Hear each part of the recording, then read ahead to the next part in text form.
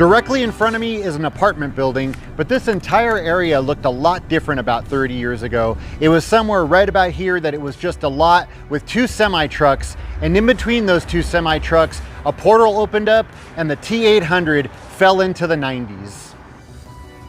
Now, right across the street used to be the Corral Biker Bar, and that's where the T-800 crosses this street completely naked. He goes into the corral and he gets himself some clothes and a motorcycle. But unfortunately, sometime in the late 90s, the corral was completely gutted by a fire and it was eventually torn down, and it's now the Lakeview Terrace Library.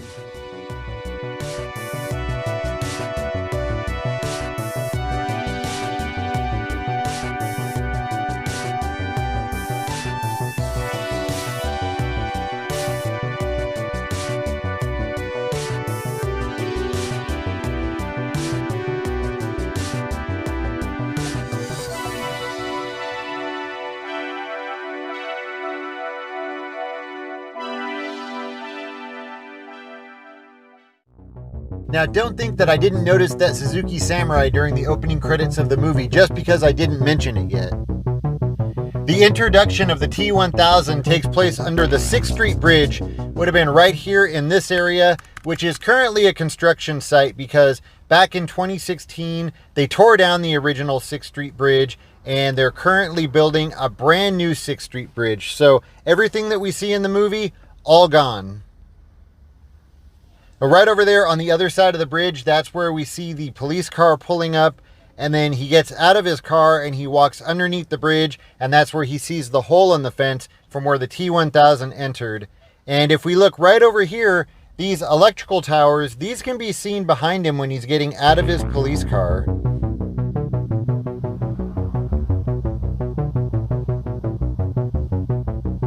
So these electrical towers are probably the only thing left from this area that we see in the movie.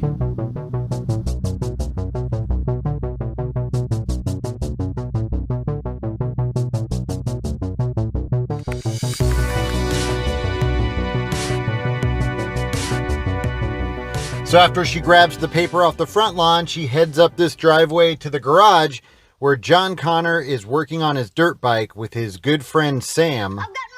Mr. D, 2 brothers and a sister. Right behind her, you can see the neighbor's house and the garage. I'm not going to go up onto their property, but right here, that's the neighbor's house. That's the garage.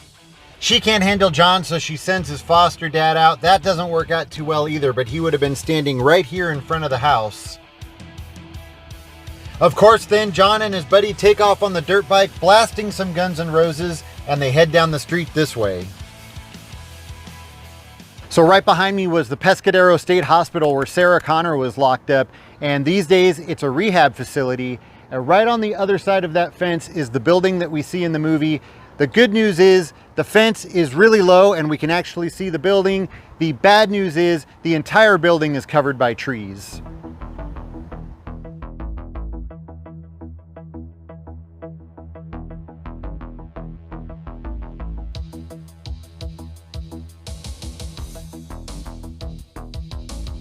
Back at John's house, the T-1000 shows up to pay him a visit. The police car pulls up right here in front of John's neighbor's driveway, and then the camera slowly pans up to show us who it is. We see John's neighbor's house behind the T-1000, and then the camera follows him up John's driveway to the front door.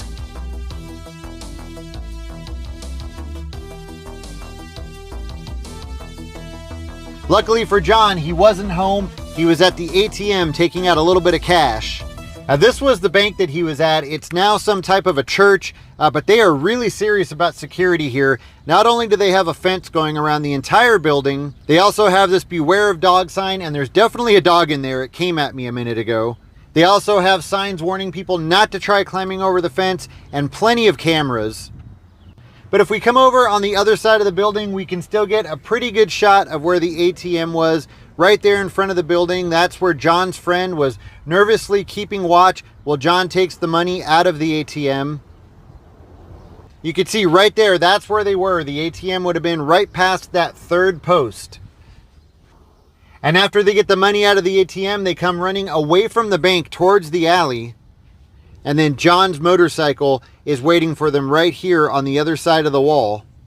And they're standing right here at the motorcycle, and that's when John's friend finds the picture of Sarah Connor, and we first hear John talking about his mom.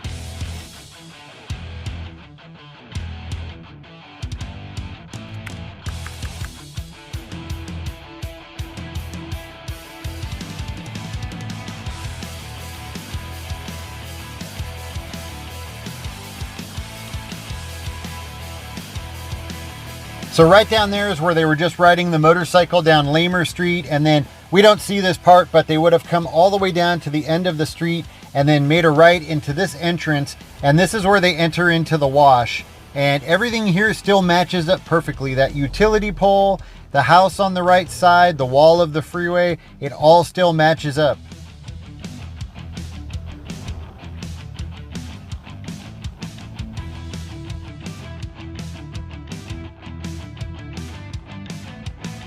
The T800 was coming down the street, and then as he crosses over the wash, he looks to his right, and that's when he sees John and his buddy riding through the wash.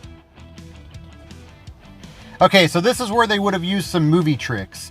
So he flips around right there in the middle of the street. That's where he causes the cars to crash. And then you got to look really hard, but you can still match up some of those houses there in the background. He flips around, and then he pulls up against the curb right here in front of me, and he looks into the wash that's right here on my left. But if you look into this wash, you can see that it doesn't match up with what we see in the movie. That's because he pulls up right here, but then he's actually across the street when it shows him looking into the wash. He's back on the other side of the street. Now this is actually the view that we get of him looking into the wash and John and his friend riding up that ramp.